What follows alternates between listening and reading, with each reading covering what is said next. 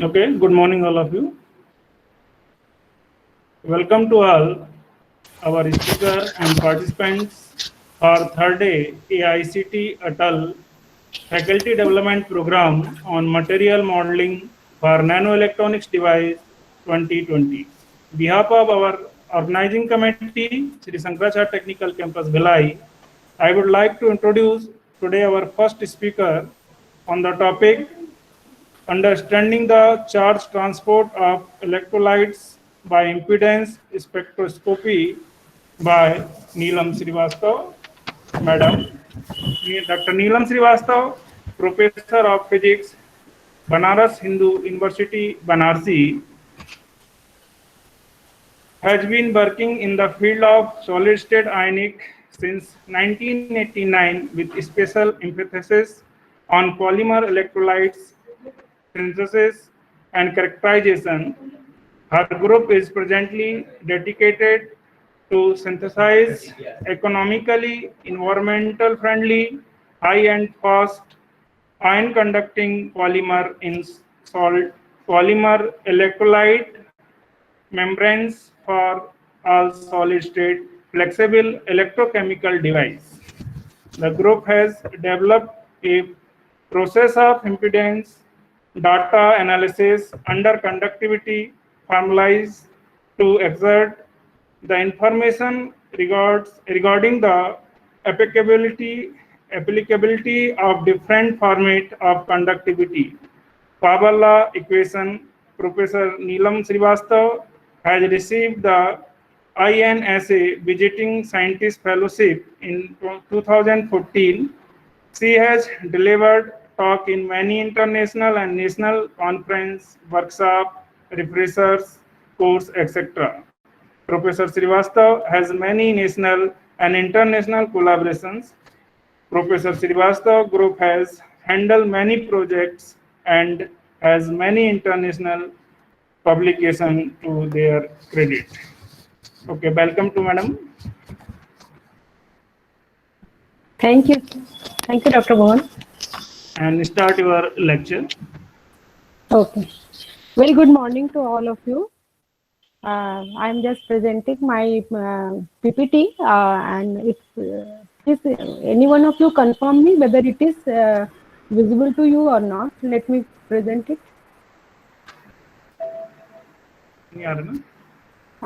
Please confirm that my PPT is there or not. Okay, ma'am. Yes, ma'am. It is there? Oh, Yes, ma'am. thank you very much. Okay. Very good morning to all of you. I'm thankful to Dr. Mohan that he has given me this time, this chance to share some of my work with all the participants and let them understand that by using a simple techniques, some internal information about your material you can find out, and which not only result in a good understanding of your material, but it also gives you a good publication also. So I am today, the topic on which I am sharing my experience is understanding the charge transport of electrolyte by impedance spectroscopy. Dr. Tuina Tiwari, Dr. Marin Kumar, and Dr. Madhvi Yadav are three of my PhD students who have contributed to this work. I'm really thankful to their hard work. They did a very good job, and then that's why we reached to some good conclusions regarding the understanding of the charge transport. So let us start from the very basic concept that as we know that all of us are, especially the persons in the solid state ionics, are very much habitual of using the impedance spectroscopy as the first tool to understand whether their system is good enough to call as a material for solid state ionic material or not. And we try to understand that what kind of equivalent circuit it will have, so that we can understand for their different applications. But impedance spectroscopy is not limited to electrolyte material. It can be applied to any conducting material, and it tells us it gives us lots of information regarding the materials. So We can understand that it's as its name says that it is impedance analysis. It is not limited to only impedance data, but the impedance data which we received from the impedance meter can be converted into different formalism like permittivity formalism, modulus formalism, conductivity formalism, and there are some more interpretations also.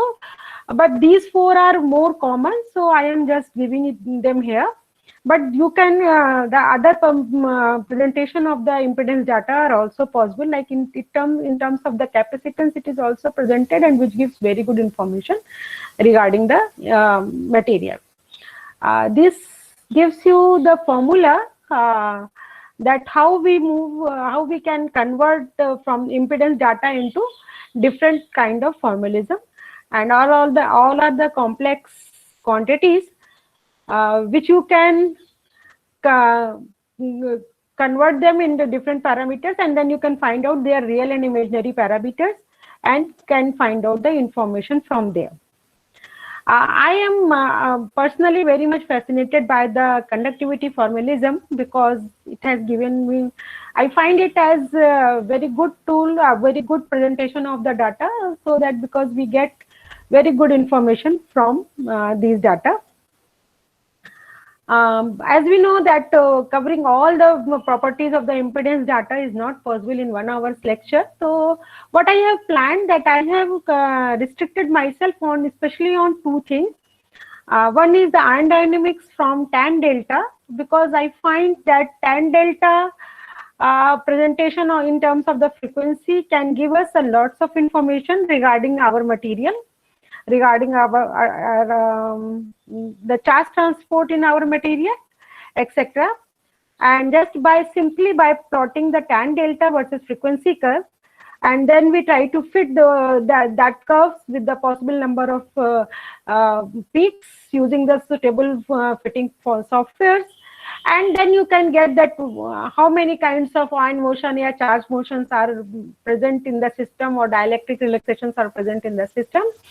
And one thing is that we can find out sigma dash versus omega curve, and that gives you information regarding the process of ion motion.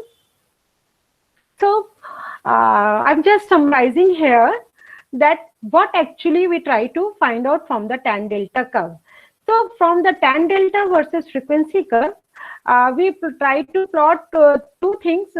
First is we try to find out the peak position, which gives us the relaxation time, where we get the maxima in the curve, and it gives us the relaxation time, and there are different kinds of, and if there are different kinds of relaxation present in the system, then you will get different peaks on the deconvolution of this curve. And the other parameter which is important for the system is that it is full width at half maxima of the curve, and it is used to calculate the beta function, which is known as Collatz function.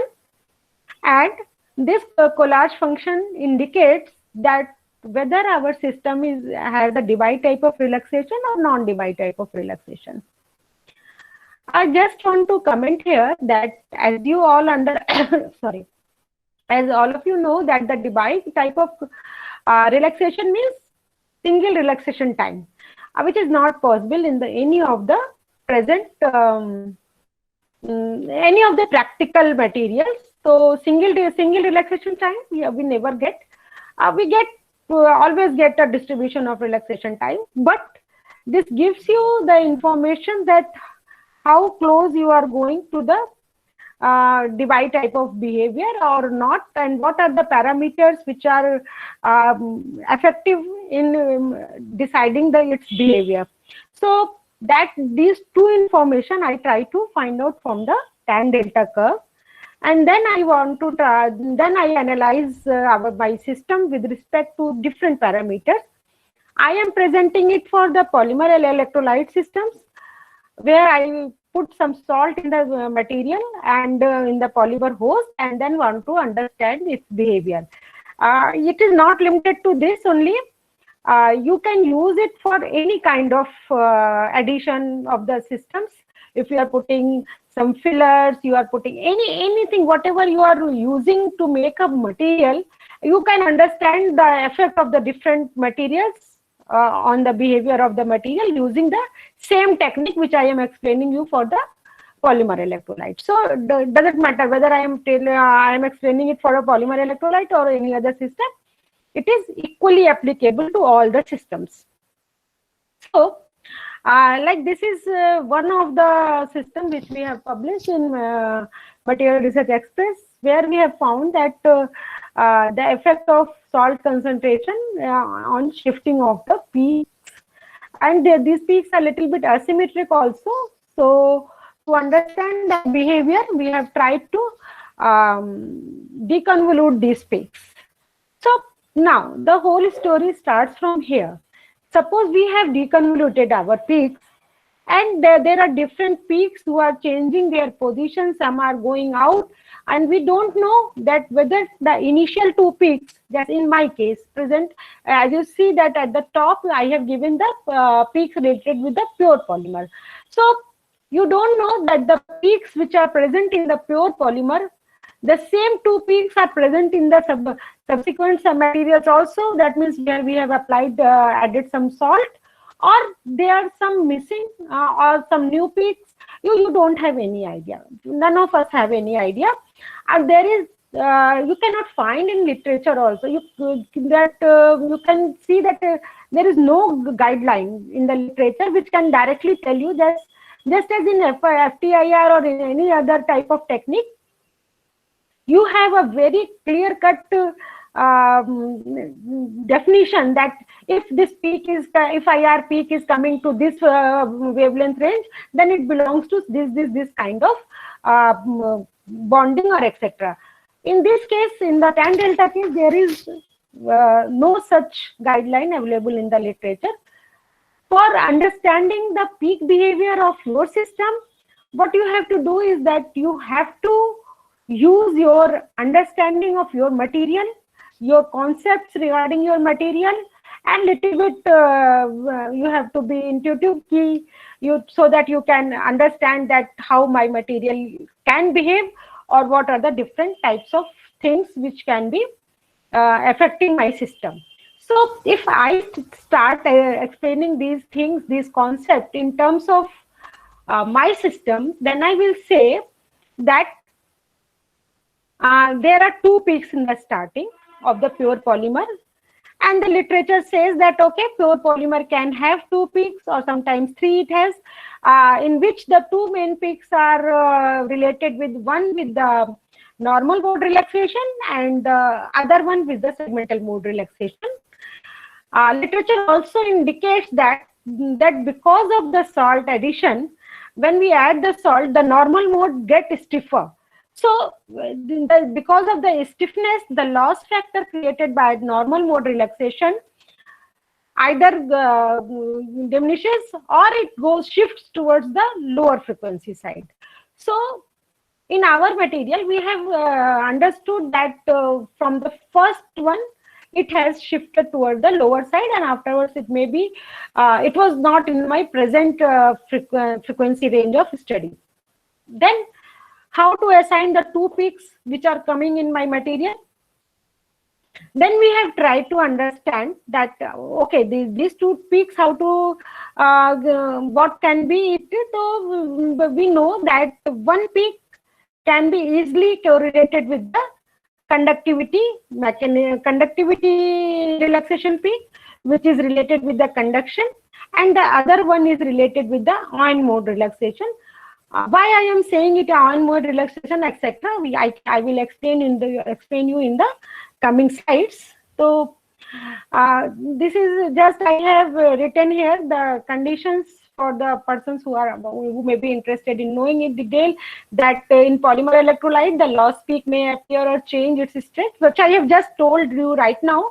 I'm just reading that if anybody has not got the point, that change in polymer morphology, it may be changed due to the polymer morphology change, dielectric response of polymer backbone or side chain, which is defined as the normal mode and segmental mode, and coupling and decoupling of the ion and segmental motion, and ion mode relaxation. These are 4 important points which are present in any polymeric systems. So now let us come to the point that if I have deconvoluted my spectra, I have calculated the relaxation times for each peak, and I try to present it with respect to the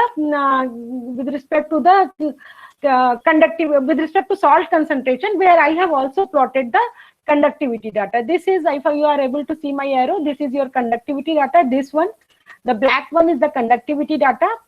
Red one is the, we define it as the omega ion, omega conduction, and blue line and this green spot, we define it as a ion mode relaxation.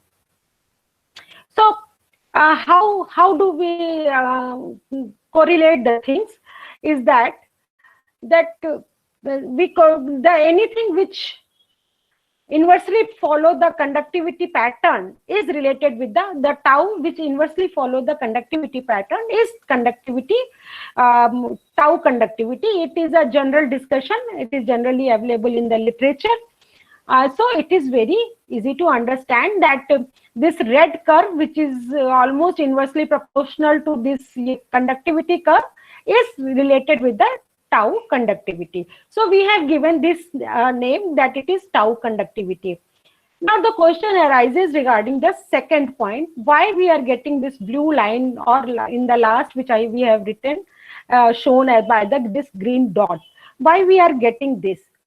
When we were trying to explain this data, we found that literature says that theoretically omega ion, means ion mode relaxation, the blue line which we are presenting here, is supposed to have a 2-order lower frequency in comparison to omega conductivity. This is what literature indicates to us. But in our case, in our case, it was not like this. There was no set pattern. It was sometime it is lower, sometime it is higher. So there was this rule was not followed here. But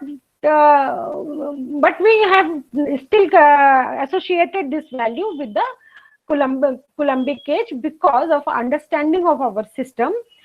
What that understanding is, that we know that Coulombic cage can be because of 2 things, which we will discuss in the coming slides in more detail.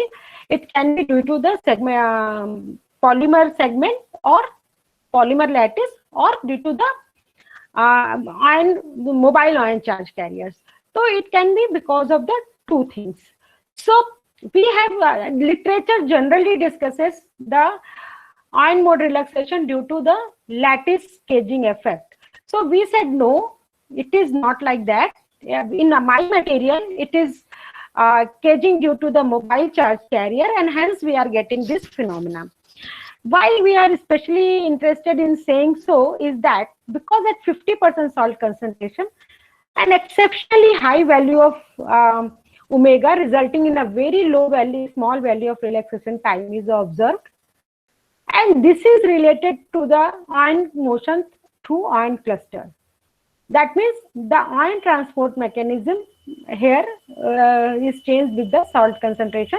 So here we have observed this point. So we said no, this is ion clusters are being formed, and hence they are responsible for the caging, and hence that's why we are not having any set pattern, because it is not related with the caging of the caging due to lattice, which is fixed. So that's how we have intuitively related our material, our concepts with the associating the omega ion with the second peak, which otherwise literature, as per the literature's detail, we were not getting that concept, because literature was clearly saying that omega ion should be smaller than the omega conductivity, which was not the case in present case. Okay.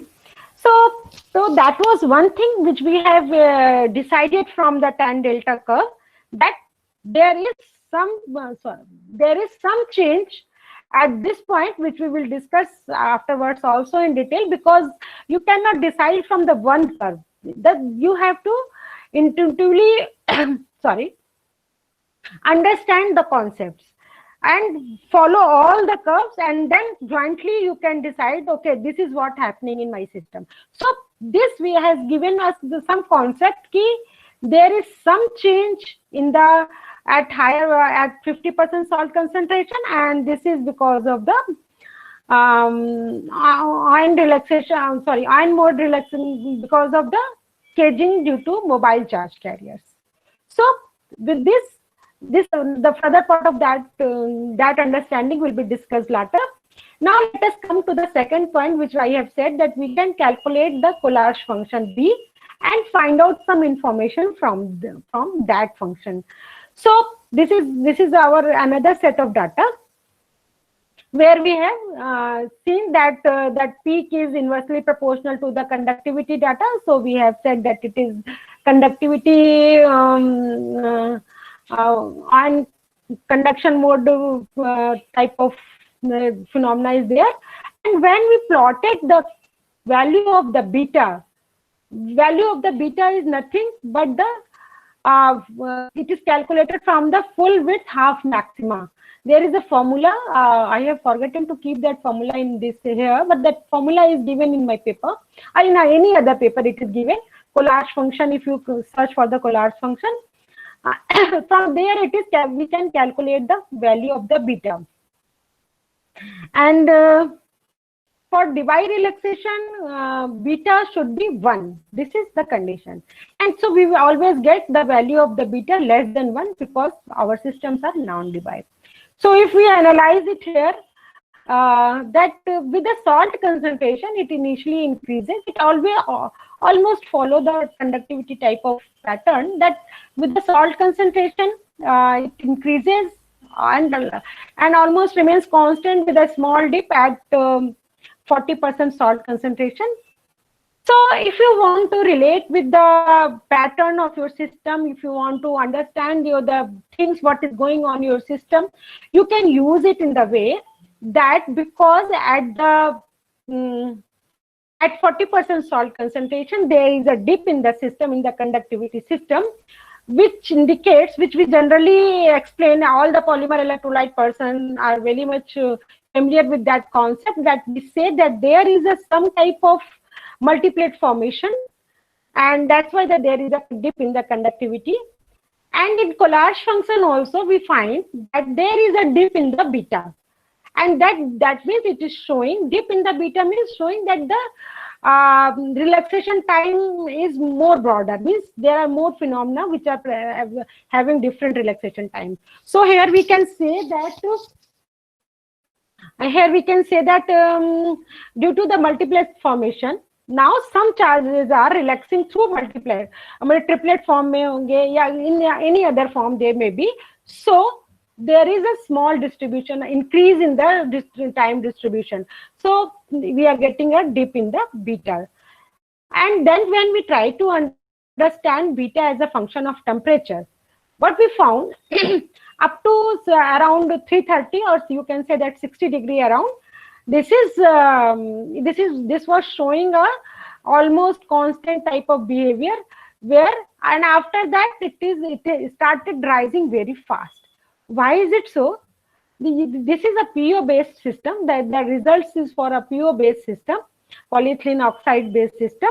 So we all of us know that polyethylene oxide has a TM here, and where due to the melting of the crystalline phase into amorphous phase, the charge transport increases. And now it says, if you want to explain this data in that term, we can say before this there are both crystalline and amorphous phase equally, and they were giving a distribution of relaxation time, and that's why your beta value is around 50-60%. Fraction it is around 0.6, 0.5. And after the this melting of your crystalline phase, it rises very fast because more and more charge transport is going through the amorphous phase. That means dominance of amorphous phase. That means dominance of particular type of ion relaxation. So it is moving towards, because it is dominating, one side is dominating, is going more close to the single. It is not at all a single type of relaxation, but it is going more closer to the single type of relaxation. So it is moving very fast towards 0.8, 0.9 value. So this also gives you explanation regarding your system that, okay, after melting, one kind of charge transport is dominating. Now, let us come to the conductivity formalism, which is the main part of this today's discussion. And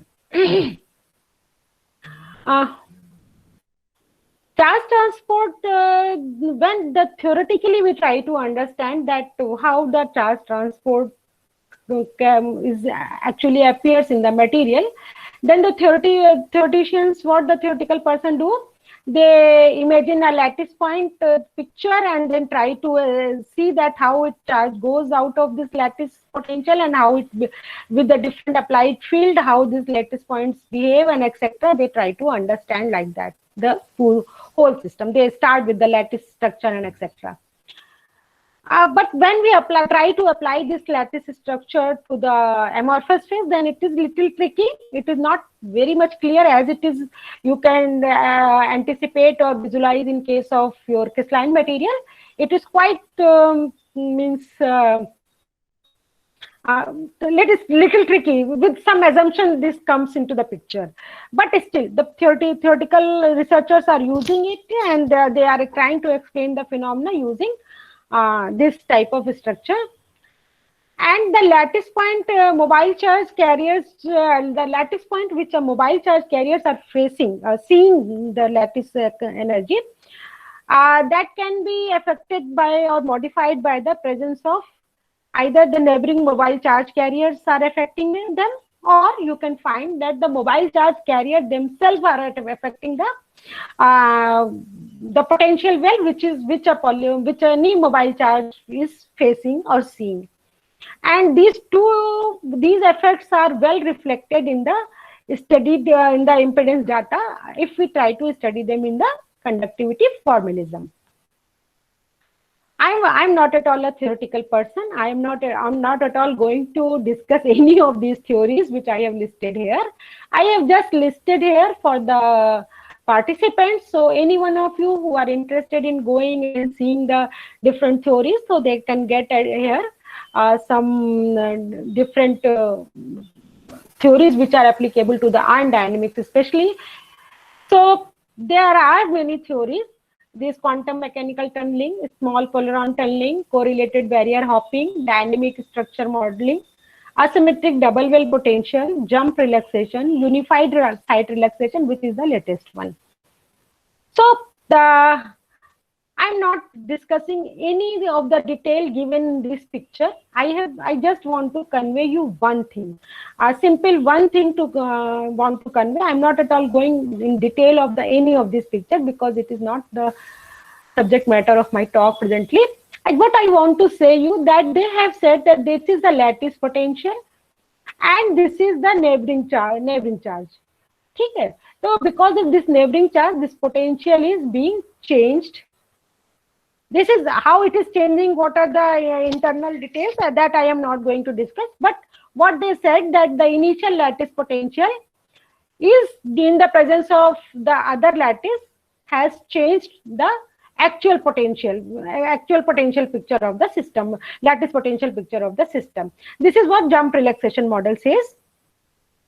When we go to the asymmetric double well potential model, it says that there is always the lattice potential is asymmetric in itself. They directly say that it is asymmetric in itself, and there is some delta factor there. They give some assumptions because why this is coming into picture, but I am not interested in discussing that. But I just want to convey that asymmetric double well model also says that there is a asymmetry. They say that that asymmetry is already there. And the third one, unified site relaxation model, they say there are many concepts. There is a vacant place, there is a filled place. I'm not going in all those details, but again the same thing that they also say whether it is vacant, whether it is filled, whatever it is. They also say that in presence of the plus potential means those surrounding effects surrounding potential affects their ultimate behavior, and so there also we get such kind of behavior. So what was the common point of all these theories? Why I have shown you all these potential ways. So the only thing which I want to convey, that whatever theory they are applying hardly matters. Ultimately, what they are saying, that the lattice potential is not symmetric. It is a asymmetric lattice potential, which is actually being seen by the charge carrier while mobile, when it is mobile. And this asymmetry can be due to any kind of surrounding Coulombic interaction, whether it is because of the lattice charge center or because of the neighboring mobile charge carrier. So this asymmetry can be due to anything. We couldn't found in literature. We tried our best to find out in literature that how to differentiate between the two type of Coulombic gauge potential. Is there any theory? Is there any predictions? But we couldn't found that theory discusses this concept at all, that how we can differentiate between these two type of Coulombic potentials which are available, which are in the surrounding of the lattice, which are in the lattice potential well, and affecting the lattice potential well, actual lattice potential, which is seen by the any charge carriers. So in theory, we couldn't found any such literature which is able to differentiate between these two Coulombic gauge potentials. Please 1 minute, let me have a little bit water. Just 1 minute.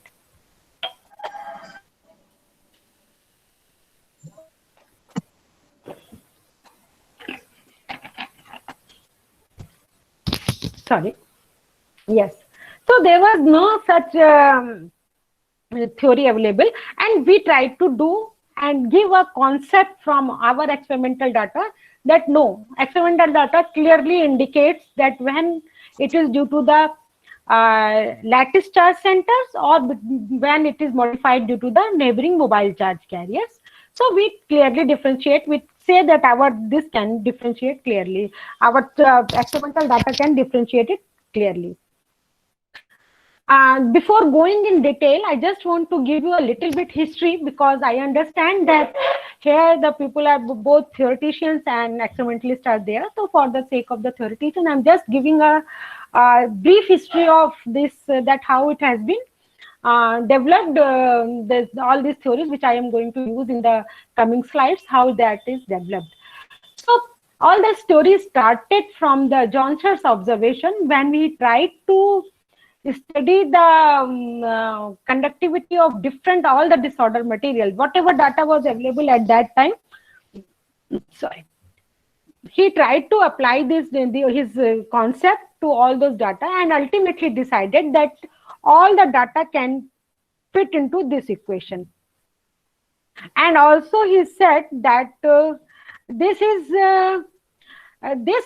fitting comes with the restriction that the value of n is less than 1. So the same experiment, the same equation has been further modified by Almond and West, who represented this law in terms of a hopping frequency. What he did, he said that the constant A, which was coming as it is in the Joncher's law, he correlated that A with the hopping frequency omega p, and has said that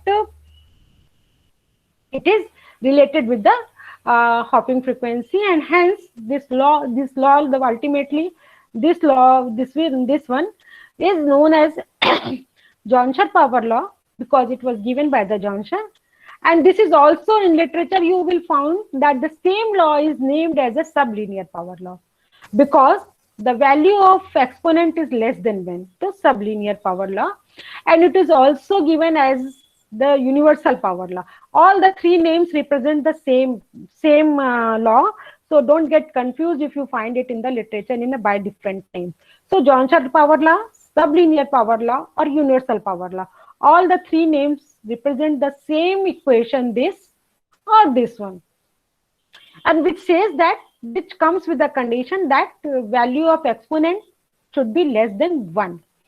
But as the time passed and the people have started measuring their data in a wider frequency range and in a wider temperature range, then it has been found that no, there is no such restriction on the value of n, and experimental value of n were found to be even greater than 2, not only greater than 1, even greater than 2, 3 sometimes comes. So it can be any value higher than 1. So Johnson, then it has been found that, then it has been realized that what the Johnson has said is because of the limited temperature and frequency range available at his time. The data which has been analyzed was in the very limited temperature and frequency range. And so it is now said that JPL is a very good representation of the data, very good representation of the all the phenomena happening, and this equation is very much valid, but it explains only a limited range of the limited portion of the conductivity dispersion, and it deals with the free or correlated ion hopping only at the large time scale, at comparatively lower frequency, not very low, but comparatively lower frequency. So we are saying that at a large time scale. With time, as the experimental data are challenging Johnson's concept of the ion movement, that it has to follow a certain equation, more and more people have tried to explain the data in a different manner, and they try to modify the equation with some their concept, their understanding of the system. So first one came with the Novick, who said that there is an additional term A omega m, and m can have value equal to 1, and it was nearly constant loss. So he defined it as a nearly constant loss. So these terms also come, and this power law, the power law given by the Novick was known as augmented power law. So this was one step further, but as we know that value of m was not limited to 1, means power was not limited to 1, it was changing with the even higher values.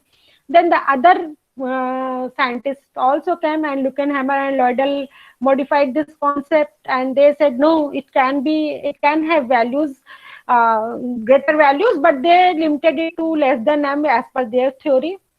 And they found that this is also valid for many disordered materials, and that's why, and with time it has been followed, more or less it is being followed by many materials. So again, it is universal status, getting the universal status. And all this NCL or nearly constant laws or superlinear power law, all of these concepts have their origin in the Coulombic cage. They explained it, why it is going faster, why it is having higher potential. They started with the Coulombic cage. There is a caging, and because of the caging effect, it is happening so. And that caging can be due to lattice molecule and or mobile charge carrier. So now, so that was the concept, that how different people came with the theory, and ultimately they, whatever theory they gave, the formula may be different, their ultimate equations which they are using may be different, but their main concept was there that these are originated because of the Coulombic cage. So now this was the theoretical background. Let us come to how we understand our experimental data. So relation between the motion of charge carrier and the value of exponent in the conductive frequency curve. So if we start from the lower frequency, means we are neglecting the polarization region. We are trying after the polarization. So if we start from the low frequency region, we found that conductivity curve is independent of the frequency.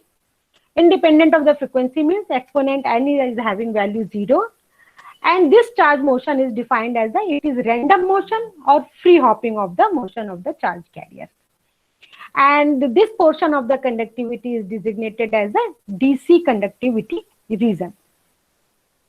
And as the frequency increases, probability of successful hopping decreases. So successful hopping decreases. So in other words, we can say that the mass transport is decreasing. Means the ion is not able to hop and go to reach to the other. So DC conductivity, the dominance of DC conductivity is slowly decreasing, and slowly AC conductivity is starting to dominate, and hence conductivity increases with increasing frequency, and now exponent is not equal to 0, and it is increasing, and it is continuously, exponent itself is increasing with the frequency. In other different portion, you will find the value of n is different. Till its value is less than 1, we define it as a sublinear power law region, as we have already discussed. On the further increase of the this frequency, it increases further, and the conductivity increase in the conductivity is very fast and with the frequency, and hence the value of exponent goes beyond 1. So this reason we called as a superlinear power law region in the conductivity system. And where the especially in the region where n is equal to 1, that is of particular interest in the dielectric systems. I am not going to cover that separately, but anyone who are interested in knowing that portion, you can search for the nearly constant region in a dielectric, and you will find many papers discussing theoretical as well as experimental papers. You will find there are lots of discussion available in the literature. So, although the original concept and explanation of all the regions is still a matter of open discussion, no theory I couldn't find any theory which is able to explain it in a complete respect that okay, these laws are there and we can do it in that manner. And where we have tried to use our understanding of analysis of conductivity power law, that it is just simply by analyzing the conductivity power law, we can find out, we can differentiate that what is the origin of these Coulombic cage potential, which is a very good information regarding the system, internal system.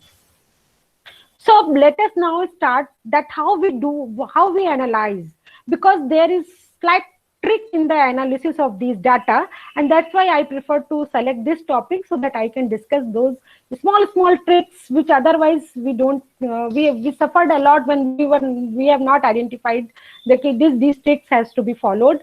Only then not only tricks, that are not tricks, but that are concepts, but it didn't hit us at the first time.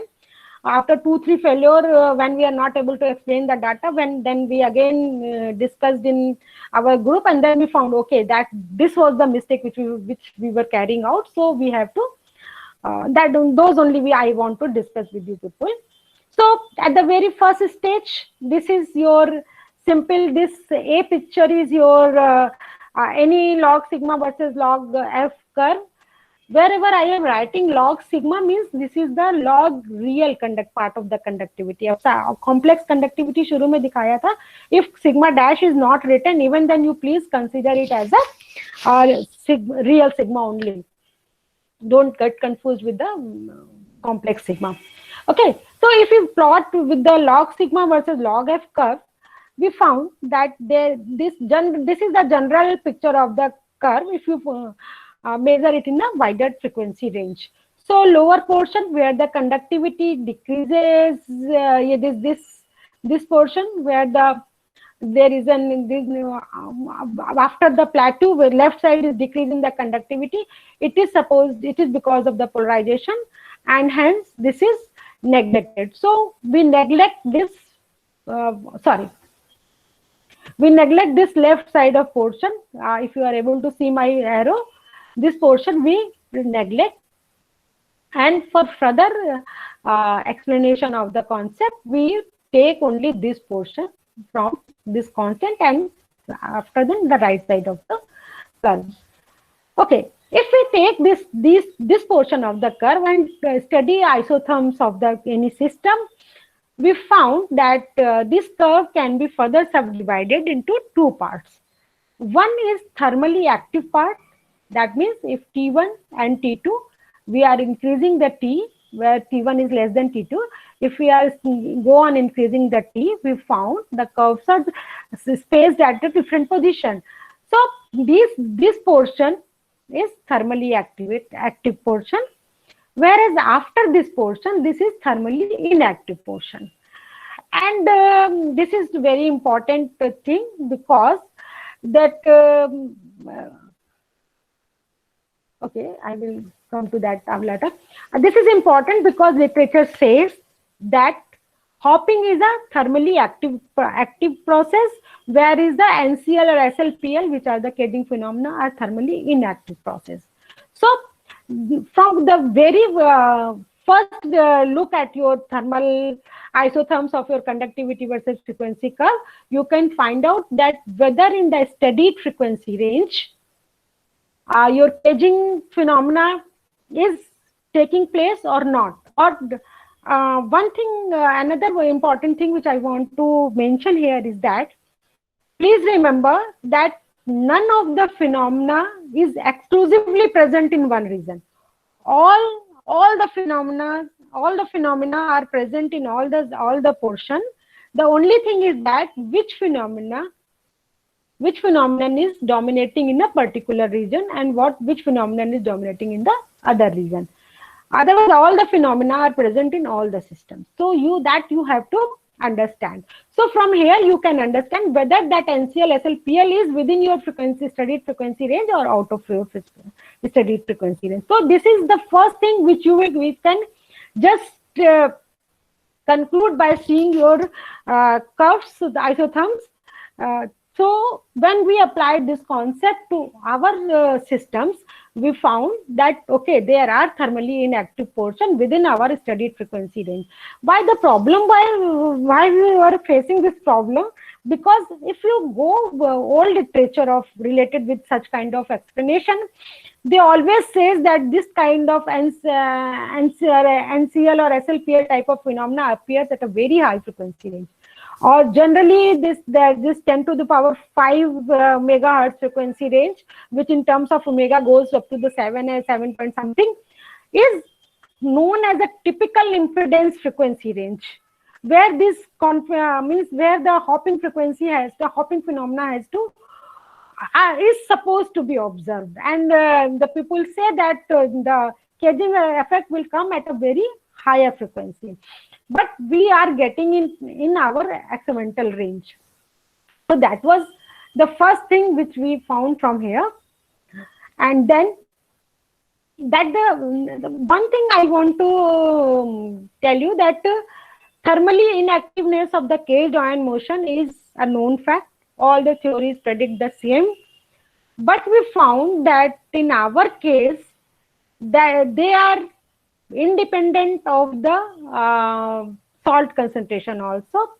As initially with the salt concentration, if you see in the ion hopping range, they are spaced at a different position, but as we are reaching in a higher frequency range, which is actually towards the NCL or SLPL type of phenomena, it is showing they are merging here also. No theory has been found here, so we are not able to comment or conclude anything. We just want to, any one of you can take it as a challenge and see that how can be explained using any new theory, that why the NCL or SLPL type of phenomena is this type of merging is coming into the picture with the salt concentration also. But in literature we couldn't found this, but this is an observed phenomena, so I want to present it here, that this can be a matter of research for the theoretical persons. So now once I have decided, once I came to know that okay, my system is having caged motion within the studied frequency range, which is typically otherwise supposed to be typical impedance range. So what we have to do if we want to conclude something? So the problem is this now, that in a very small frequency range, the small portion is presenting the JPL region, means Johnson-Fowler region, and a small portion is representing the cage motion or NCL or SLPL type of region. So our target was to understand that how the salt concentration and temperature is changing the value of N. But when since all the phenomena are coming into the same region, when we say that we are interested in understanding the value of N with respect to the temperature or salt concentration, that then we are targeting the value of N in the JPL region. We are not interested in the SLPL region value of exponent. We are interested in the exponent value in the JPL region. So, when we targeted to understand that effect of effect of salt concentration and temperature on the value of exponent, we found that it becomes very important to select a common frequency range, because what does it I mean by this is that when we have selected, if you start analyzing each and every curve separately, you will find that each and every curve has its own JPL region and own SLPL region. What I want to say is that if I try to find, if I select each separately, take each and curve, and we try to fit that up to which limit, frequency limit, it is following the value of N is less than 1 or value of N is greater than 1. We will found that that frequency varies and it shifts towards lower side with the temperature or different parameters. It may shift toward the right and left. I'm not presently very much focusing on whether it will represent right or left, but I am focusing on that it will shift. So for suppose that for black one, it is region is from here to here. For this one, it may be here to here. For this one, it may be here up to here. So the frequency range will be different when the each and every curve is following the JPL region. For us, it is very important to find out a common frequency range. So what we used to do, we calculate, we follow the each and every curve like this. We try to fit each and every curve. When we tried first time, we found that this curve is not fitting in a one equation. So we have divided the curve at this point. Above this is given in the A and below this is given in the B. And if we try to fit this curve with the this curve, then we found that it gives you the value of value of exponent greater than 1, and B gives you the value of exponent less than 1. So like this, we calculated the value of N for all the systems separately. Then also we found the frequency range F1 and F2. You can define that what is the frequency range in which that particular system is showing the JPL behavior. And after that, after identifying the JPL region for the single curves, we have selected a common portion of F1 and F2 where all the curves are following the JPL region. You can say that for green it is up to here, maybe up to here. For black, for green it may be up to here. For black it may be up to here, there towards the lower. For the green it may be up to the higher, but we are not. We are taking the common where the all are common, where all of them are showing a JPL type of region. That selection of the frequency range is very important and tricky to explain your data and get something good enough to conclude something about your material. So first of all, we have calculated the ranges of the individual curves. Then we have selected a common portion, and then we have recalculated the values of N for that common frequency range. As you know that the value of N is changing with the frequency. So if we are changing the different frequency range, we cannot compare them. So first of all, we have identified their Johnson JPL regions. Then we concluded a common region where all of them are following the JPL. And then we calculated the value of N for all these systems in that particular frequency range of data only. So this is a very important trick which you have to use if you are interested in getting some information from the conductivity isotherms. So when we have done calculated all these things from this manner and found, try to understand the develop an understanding regarding the exponent n, and try to see that how it is changing with the number of charge carriers of our system. So then we found that okay, there is not at all a set rule that whether the number of charge carriers are increasing with the whether the value of exponent is increasing with the number of charge carriers, or whether the value of exponent is decreasing with the number of charge carriers. Instead, we found there are two clear pictures, separate pictures. In one, it is inversely following, and in other, it's directly following. So, like this, we can find out that we, with our understanding, have associated that if there is an inverse relation, then it is because of the caging due to lattice molecule. And if there is a direct relation, then it is because of the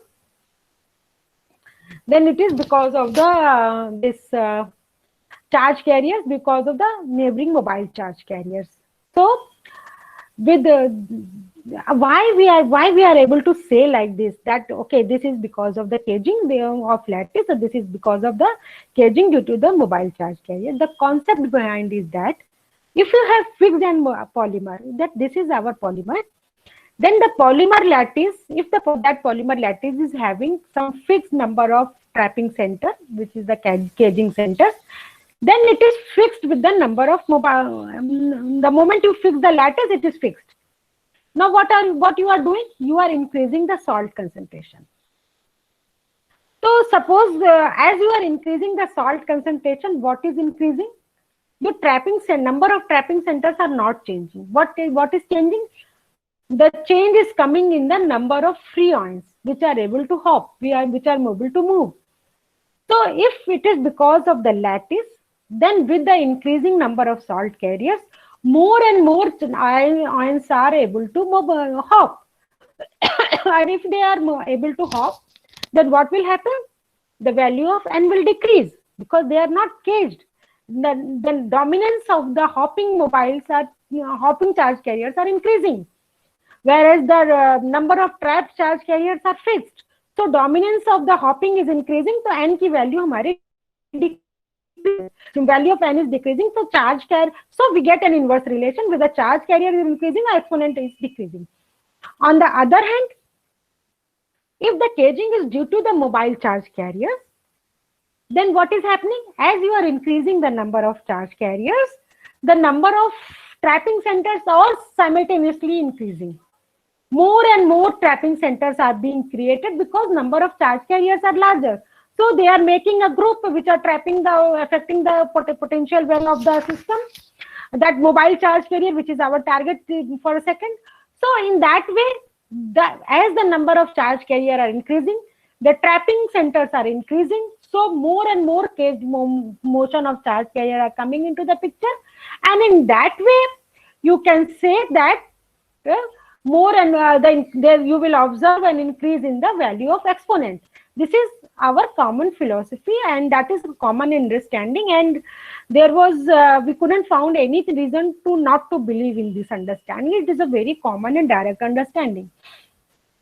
So with this understanding, we try to understand the other systems to apply our understanding to different systems. So we found the systems where as I have already told, that there are two types, where the systems are having inverse relation and where they have a direct relation.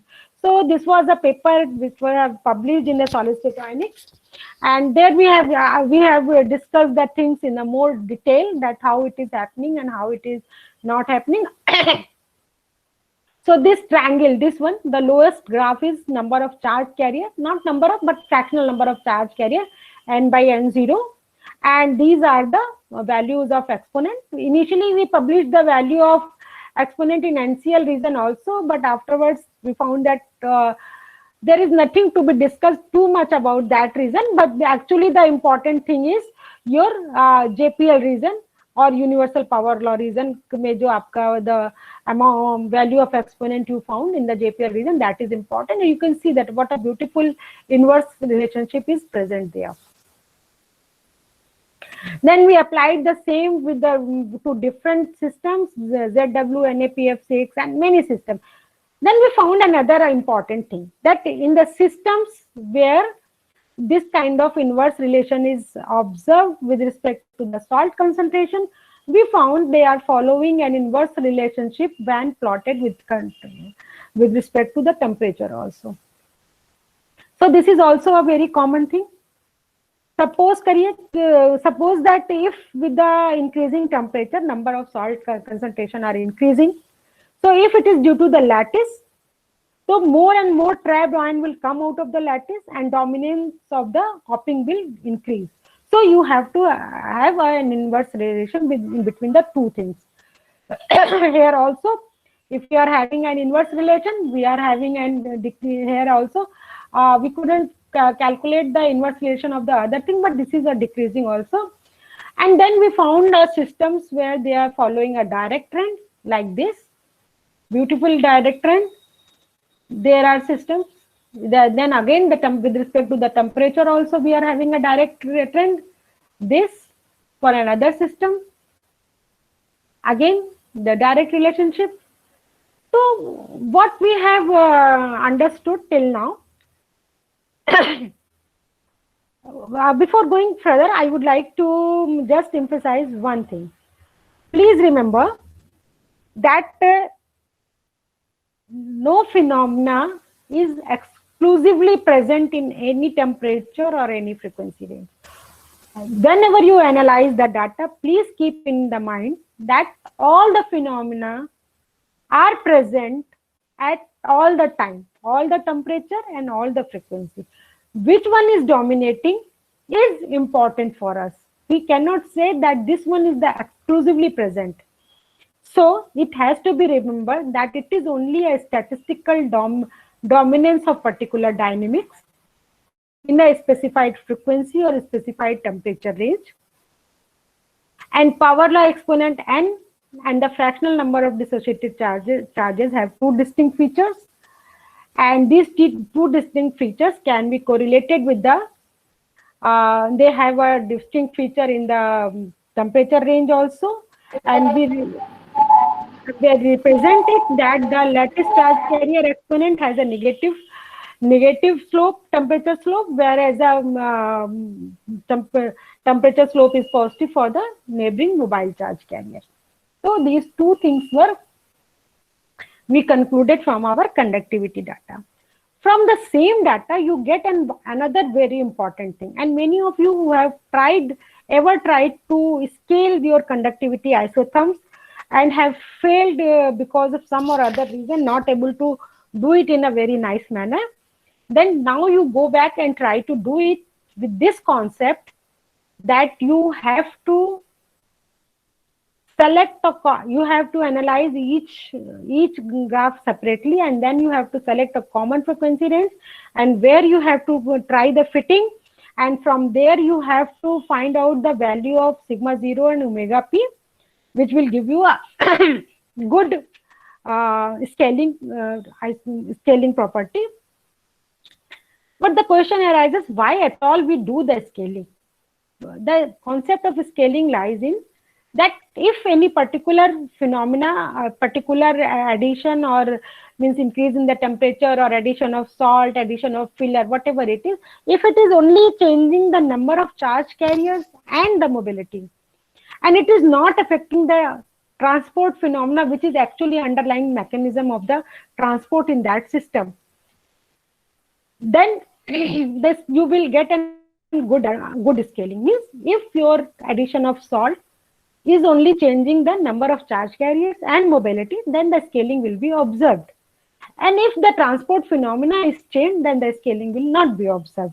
So if you fail to scale, then there are two things. Either you have not selected this sigma 0 and omega p with the right concept, which I found because we did this error many times, and initially we were very much frustrated that why we are not able to scale the data, where the others are all are discussing in that literature that they can scale and this and that.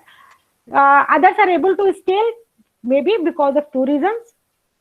Either they are knowing this concept that how to calculate sigma 0 and omega p, or they were lucky enough to have a Johnson type of data that in that this temperature and frequency range all are following the JPL type of behavior only. In our material, it was not the case. In our material, within the frequency range, JPL was also there, SLPL was also there, so we were not able to scale it until and unless we found the concept and we calculated the sigma 0 and omega p in a selected frequency range. So once you calculate these parameters properly, nicely, after understanding the complete frequency range, you can understand whether your system is able to whether your any type of modification which you are making in the system, whether you are adding some salt, some filler, some any kind of thing, or whether you are changing the temperature, or what type of effect these changes are bringing to your system. Now, so if we go to the system, in our first system for which we have deconvoluted the tan delta curve, you can find here that we have shown the scaling only for up to the 40% of salt concentration. We are not able to, the 50% system was not scaled properly in the system, that was out of scaling limits. So that was very obvious decision, and that has supported our initial decision that the transport phenomena has changed from the segmental charge motion to the ion cluster motion, because there was a dip in that ion relaxation time. So from there we have decided, and that was supported very well by this scaling parameter also. Whereas with the temperature, we found a very good scaling. So this was proved that temperature is only changing the number of charge carriers and or mobility, whereas the charge concentration beyond a certain limit has changed the transport phenomena also. So just by a simple understanding of the system, you are able to understand the behavior of your system. So this is what I have just discussed in the last slide, that 50% pay, that was on ion mode, and that's why we are not able to scale it here in this scaling type of system. So that's what I have planned to tell you. So now it's open for the question. Any one of you, if interested in asking any question? Okay, thank you, ma'am. Chat box में दो questions हैं. अच्छा, okay. Okay. Hemant Kumar and Kanchan. Kanchan and Hemant Kumar. Yes. What he is asking is that at nanoscale level, what does happen in a material or molecule so that we can tell conductivity taken place? Is there any interaction between something? I am not expert of the nanoscale, nano material, so I will prefer not to comment on that topic. But you can understand this behavior that but you can apply. I am not able directly to tell you about that, but you can apply all these concepts to your material. You can do this thing that you can start understanding from the non-nano size to the nano size and see that how these things are changing, whether you are able to scale, whether you are able to scale those things. If you are able to scale, you can say that okay, it's happening the same thing. If not, then you can say that it is changing in a different way, or some new concept of charge transport is coming into the picture. Directly, I'm sorry, because I am not an expert. Even though if I know the answer, I will not prefer to confuse you anymore. The second question given by the Kanchan is, in our atmosphere, there are different layers of thermosphere,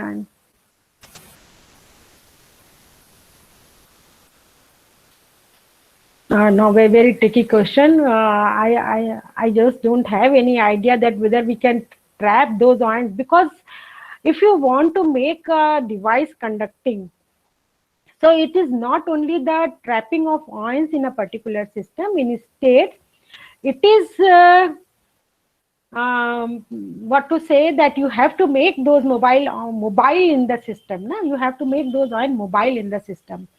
Having the ion is not good enough for any system. You have to make those mobile ions. That's why still, even in this age, it is said that the liquid electrolytes are the best, because they are more mobile. In the solid form, they are less mobile. So still the work is going on to increase the conductivity up to that level, and that mobility up to that level, which we observe in the case of the liquid electrolytes. So trapping the ion, trapping in what kind of system you are asking, trapping in how those trapped ions will be mobile in that system, because in every system they have to have a ion transport mechanism. So what kind of ion transport mechanism will be applicable in your system, how you are going to trap, I don't know. I'm not, if you can. Yes, corrosion properties are very well studied by these materials, and really it is a very good and novel, very good, important impedance spectroscopy. Actually, what people do, in especially if I talk about the electrodeposition type of method which goes up to the corrosion level, they try to go on increasing the concentration or the applied voltage of deposition or anything, and like in at the end, if there is a corrosion, then a different kind of impedance spectra you will get. I have not included the analysis of impedance spectra here, because it was only 1 hour time. I cannot go to each and everything, and those things are available in the literature very well. But yes, corrosion studies are very well addressed by the impedance plots, basically using the Nyquist plots. Nyquist plots में जो curve आता है, basically if you plot a see the Nyquist plot, in general there are different type of figures. I'm not saying that this is the only one, but what generally you obtained is there are some circles and then some spikes, etc., and their nature tells you whether system is corroded or not. Their system generally, corrosion में नीचे ये एक loop बनाते हैं, they make a loop, inductive loop. General, it is not a 100% show, 100% only way of understanding the corrosion.